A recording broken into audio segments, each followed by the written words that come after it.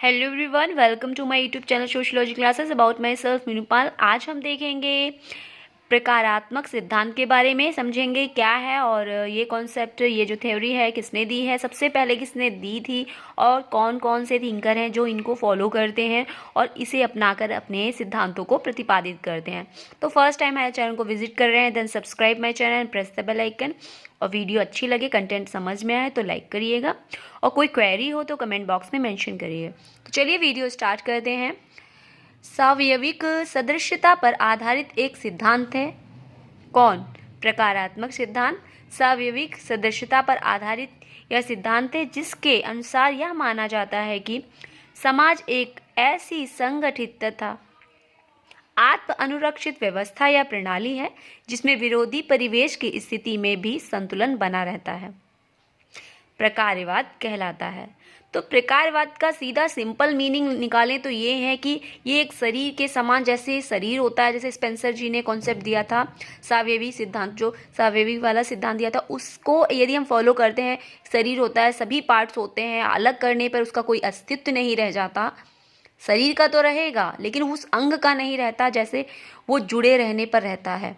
अलग होने पर समाज तो चलता है लेकिन उसकी कमी समाज को भी खलती है और उस संस्था को भी, जो चीज़ उससे अलग हुई है उसको भी। तो चीज़ें कहने का तात्पर्य ये है कि ये एक दूसरे को संगठित रखता है। अलग अलग है, विरोधी होता है, जैसे कि हमारी जो संस्थाएं होती हैं, समिति होती हैं, समुदाय होते हैं, संघर्ष भी चलता है उसमें, और उसमें पारस्परिक निर्भरता भी रहती है और द्वंद्व भी रहता है। तो सभी चीज़ें होती हैं, लेकिन फिर भी प्रकारवाद जो कहलाता है उस संरचना को कहते हैं जिसमें व्यक्ति एक दूसरे से लड़के भी एक रूपता से कार्य को करता है और आगे समाज में प्रगति करता है। तो आगे देख लेते हैं क्या कॉन्सेप्ट है। प्रत्येक सामाजिक सांस्कृतिक तत्वों का अध्ययन संपूर्ण समाज एवं सामाजिक व्यवस्था के लिए कुछ प्रकार होते हैं। जैसे मैंने कहा कि अभी जो समाज है, जैसे काम कर रहे हैं लोग, काम करते हैं, वर्क करते हैं, एक दूसरे से जुड़े रहते हैं, तो वो संगठित भी बना रहता है। और जो काम करते हैं वो एक प्रकार्य हैं, कुछ प्रकार्य होते हैं, जैसे मर्टन ने, अभी हम पहले पढ़ते हैं फिर पूरा मैं डिटेल में से एक्सप्लेन करूंगी। साथ ही ये तत्व प्रकारात्मक आवश्यकताओं के आधार पर एक दूसरे से जुड़े होते हैं तथा अपने जीवन के लिए संपूर्ण व्यवस्था पर आश्रित होते हैं। ब्रिटिश मानव के वैज्ञानिकों ने, जो ब्रिटिश के वैज्ञानिक थे, उनके अध्ययन के उन्होंने कहा ये दृष्टिकोण अपनाने के बाद प्रकार के नाम से ख्यात हुआ। मतलब जो मानव शास्त्री हैं, वैज्ञानिक ब्रिटिश के, उन्होंने इस दृष्टिकोण को अपनाया और इसे प्रकारवाद का नाम दिया कि जो प्रकार काम करते हैं, एक दूसरे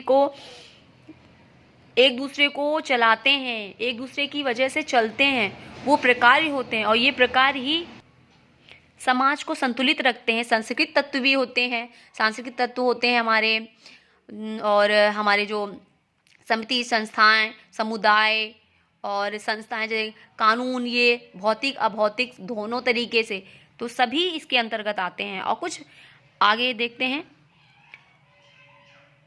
19वीं सदी में प्रकारवाद का उद्भव हुआ। तो कब हुआ था इसका उद्भव? ये जो प्रकारवाद है इसका उद्भव 19वीं सदी में हुआ था। और किसने किया था? Auguste Comte, Herbert Spencer, Durkheim, मानव शास्त्री Malinowski, Radcliffe Brown, Parsons, Merton, इन सभी ने प्रकारवाद को अपनाया है और इसे व्यवस्थित रूप से आगे बढ़ाया है। आजकल संरचनात्मक प्रकारवाद से जाना जाता है जो हमारा प्रकारवाद है, और आजकल यदि इसे जानते हैं तो संरचनात्मक प्रकारवाद के रूप में भी जानते हैं। तो मनी एवं पार्सन्स विशेष भूमिका अदा करते हैं इस संरचनात्मक प्रकारवाद में। इस सिद्धांत को प्रसिद्ध डेविस एंड मूर के स्तरीकरण के प्रकारात्मक विश्लेषण से मिली है। और जो हमारा संरचनात्मक प्रकारवाद है, इसको जो ख्याति मिली है, इसको प्रसिद्धि मिली है, तो इन्होंने, डेविस एंड मूर ने जो एक सिद्धांत प्रतिपादित किया था, स्थिरीकरण के प्रकारात्मक सिद्धांत विश्लेषण, तो इससे इसे ख्याति प्राप्त हुई, ये चलन में आया। प्रकारवाद की अनेक अवधारणाएं रही हैं जिन पर यह उपागम टिका हुआ है। कहने का तात्पर्य ये है कि जो प्रकारवाद है इसके अनेक अवधारणाएं हैं जिसके आधार पर ये जो प्रकारवाद है चल रहा है। तो कौन कौन सी अवधारणाएं हैं? प्रकार, अप्रकार और दुष्प्रकार। मर्टन ने कॉन्सेप्ट दिया है, उसमें उन्होंने सिद्धांत में बताया है। प्रकट और प्रच्छन्न प्रकार, बहुप्रकार, प्रकारात्मक विकल्प, प्रकारात्मक समतुल्य, प्रकारात्मक अनुकल्प, प्रकारात्मक पूर्व आवश्यकताएं, प्रकारात्मक पूर्व आवश्यकताएं पार्सन्स ने बताया। व्याख्या व्यवस्था की आवश्यकताएं, समायोजन और एकीकरण के बारे में बताया है। तो ये जो प्रकार हैं, ये उपकल्पनाएं हैं, इन्हीं के आधार पर जो प्रकार है हमारा कार्य कर रहा है। प्रकारवाद की कुछ परिभाषाएं देख लेते हैं जो हमारे थिंकरों ने दी हैं कि प्रकारवाद है क्या। तो रेडक्लिफ ब्राउन की फर्स्ट परिभाषा है, तो देखते हैं क्या उन्होंने कहा है। प्रकार एक आंशिक क्रिया द्वारा उस संपूर्ण क्रिया को दिया जाने वाला योगदान है जिसका कि वह एक भाग हो। तो प्रकार को इन्होंने क्या कहा है? प्रकार एक आंशिक प्रक्रिया है, जैसे कि सभी मतलब संपूर्ण संसार जैसे काम कर रहा है, उसमें एक प्रकार जो है, छोटा सा प्रकार, वो भाग है। तो ऐसे कई प्रकार एक दूसरे से जुड़े हुए हैं और कार्य कर रहे हैं। ये रेडक्लिफ ब्राउन का कॉन्सेप्ट है, उन्होंने प्रकार के बारे में इस तरीके से बात की है। नेक्स्ट है मर्टन। मर्टन ने क्या कहा? मर्टन ने कहा प्रकार वे अवलोकित परिणाम हैं जो एक सामाजिक व्यवस्था के अनुकूलन या सामंजस्य को बढ़ाते हैं। कहने का मतलब मर्टन का ये है, समाज में यदि प्रकार हैं तो वो इस तरीके से हमें आगे बढ़ा रहे हैं, अनुकूलन व्यवस्थित तरीके से समाज में अनुकूलन स्थापित कर रहे हैं, प्लस इसे समाज को आगे बढ़ा भी रहे हैं, सामंजस्य भी रख रहे हैं और अनुकूलन भी कर रहे हैं और इसमें आगे बढ़ाने की प्रवृत्ति भी होती है। तो इस तरीके से मर्टन ने बताया है। ब्राउन क्या कहते हैं? ब्राउन कहते हैं प्रकार को संपूर्ण के अनुरक्षण और कल्याण के अंश के योगदान के रूप में परिभाषित किया है। तो ब्राउन जो कहते हैं वो कहते हैं कि जो प्रकार है वो संपूर्ण के अनुरक्षण और कल्याण के अंश के रूप में, मतलब प्रकार से ही संपूर्ण ये संसार कार्य करता है और इसी के अनुरक्षण में एक नया रूप, मतलब एक महत्वपूर्ण योगदान प्रदान करता है। इससे नए मतलब यदि प्रकार नहीं होंगे तो इस समाज में, सृष्टि में कार्य नहीं हो पाएगा। कहने का तात्पर्य ब्राउन का ये है। तो ये अंश बहुत ही महत्वपूर्ण है। मेलिनोवस्की क्या कहते हैं? मेलिनोवस्की ने प्रकार को व्यक्तिवादी प्रकार कहा है। अब मेलिनोवस्की सभी, और ये जो हैं मर्टन जी हैं, रेडक्लिफ ब्राउन हैं, इन्होंने वस्तुनिष्ठ माना, मतलब ऑब्जेक्टिविटी इसमें ली है। उन्होंने कहा ये ऑब्जेक्टिविटी के साथ कार्य करता है।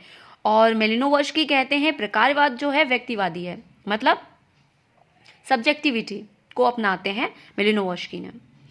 और ये कहते हैं सांस्कृतिक जो तत्व होते हैं के प्रकार पर अत्यधिक बल दिया है। आगे डेविस की एक डेफिनेशन क्या है देख लेते हैं। डेविस जी कहते हैं समाज में आज जो कुछ भी है उसका 3/4 भाग प्रकारवाद है। मतलब डेविस की कॉन्सेप्ट जो डेफिनेशन है वो कहती है कि प्रकारवाद जो है, जो समाज में है, समाज में जो कुछ है वो सब कितना % है, तो प्रकार उसके अंतर्गत 1/4 भाग आता है, उसका 3/4 भाग प्रकारवाद आता है। दुर्खीम ने क्या कहा है? समाज की आवश्यकताओं की पूर्ति जिस गतिविधियों द्वारा होती है उन्हें ही हम आप प्रकार कहते हैं। तो दुर्खीम जी ने तो ये कह दिया कि जो आवश्यकता की पूर्ति करता है, जो गतिविधियां पूर्ति करती हैं आवश्यकताओं की, वही प्रकार हैं। इन्होंने तो सीधा सीधा बता दिया जो आवश्यकताएं होती हैं उनकी जो पूर्ति करता है वो प्रकार है। जॉनसन का डेफिनेशन क्या कहता है? प्रकट प्रकार वे प्रकार होते हैं जो अभिष्ट और अभिज्ञात होते हैं और अप्रकट ना ही अभिष्ट होते हैं। कहने का तात्पर्य यह है जॉनसन का कि प्रकट प्रकार वे होते हैं जो अभिष्ट और अभिज्ञात होते हैं। जो स्पष्ट नहीं होते, और अप्रकट प्रकार ना ही अभीष्ट होते हैं और ना ही अज्ञात होते हैं। उन्होंने ये कहा है, मतलब ये प्रकट प्रकार दिखाए, मतलब प्रकट प्रकार अभीष्ट और अभिज्ञात होते हैं, दिखाई देते हैं, समझ में आते हैं, लेकिन अप्रकट प्रकार ना ही समझ में आते हैं ना ही उनकी जानकारी होती है। तो ये जॉनसन की डेफिनेशन है। मेरियन जे लेवी क्या कहते हैं, देख लेते हैं। प्रकार शब्द का प्रयोग प्रकार के अर्थ में किया है। इन्होंने उन सकारात्मक या अनुकूलन परिणामों के लिए प्रकार शब्द का प्रयोग किया है जो सामाजिक व्यवस्था को बनाए रखने में योगदान देते हैं। अब ये क्या कहते हैं, ये कहते हैं जो प्रकार होते हैं, प्रकार शब्द का प्रयोग उन अर्थों में लिया जाएगा जो सकारात्मक अनुकूलन परिणामों के लिए प्रकार शब्द का प्रयोग करते हैं जो सामाजिक व्यवस्था को बनाए रखते हैं। तो ये कॉन्सेप्ट है मेरियन जे लेवी का। अब हम देख लेते हैं प्रकारवाद की अवधारणाएं। कौन कौन सी अवधारणाएं हैं देख लेते हैं। मर्टन की अवधारणा। मर्टन जी क्या कहते हैं, मर्टन कहते हैं अनुभविक प्रकारवादी। तो मर्टन जो हैं वो अनुभविक प्रकारवादी हैं। सामाजिक संरचना और प्रकार में कोई संबंध नहीं है, सामाजिक संरचना और प्रकार में कोई संबंध नहीं है, वो बाह्यगत प्रकार की अवधारणा। मर्टन जी कहते हैं जो प्रकार है उसका किसी सामाजिक संरचना से कोई संबंध नहीं होता, ये बाह्यगत होता है, मतलब बाहरी रूप से दिखाई देता है। इस बारे में इन्होंने अवधारणा दी है। और इनको जो उन्होंने कहा प्रकट प्रकार, अप्रकट प्रकार, प्रकार अकार्य की अवधारणा दी है। प्रकारात्मक विकल्प के बारे में बताया है, प्रकारात्मक समतुल्य के बारे में बात की, प्रकारात्मक अनुकल्प के बारे में बात की है मर्टन जी ने। मोरियन जे लेवी ने क्या कहा है, प्रकार और अदुष्ट प्रकार की अवधारणा के बारे में लेवी जी ने कहा है। कोहेन ने 9 प्रकारवाद की अवधारणा दी है, और दी इन्होंने नहीं है, लेकिन इन्होंने इनके जो इनकी प्रेरणा से प्रेरित होकर, मतलब इनका अनुसरण करके जो हमारे अलेक्जेंडर हैं, तो अलेक्जेंडर ने ये दिया है 9 प्रकारवाद। आगे देख लेते हैं आर्गबन। प्रकार की अवधारणा दी है आर्गबन ने। ब्राउन ने यूनोमिया डायनोमिया की अवधारणा दी है। मेलिनोवस्की ने आवश्यकताओं का सिद्धांत दिया है। सार्वभौमिक प्रकार के बारे में बात की है। पार्सन्स ने प्रकारात्मक आदेशक के बारे में बात की है। अब आगे देख लेते हैं कि जो ये प्रकारवाद था इसमें भी बहुत सारी अड़चनें आई। काफ़ी थिंकरों ने कहा ये तो बेकार की चीज़ है, अब ये इस कॉन्सेप्ट को हटा देना चाहिए, अब इसका कोई मतलब नहीं है, क्योंकि ये ना ही वास्तविकता को दिखा रहा है, ना ही वो आगे की फ्यूचर में कुछ ऐड होने की कोई बात कर रहा है।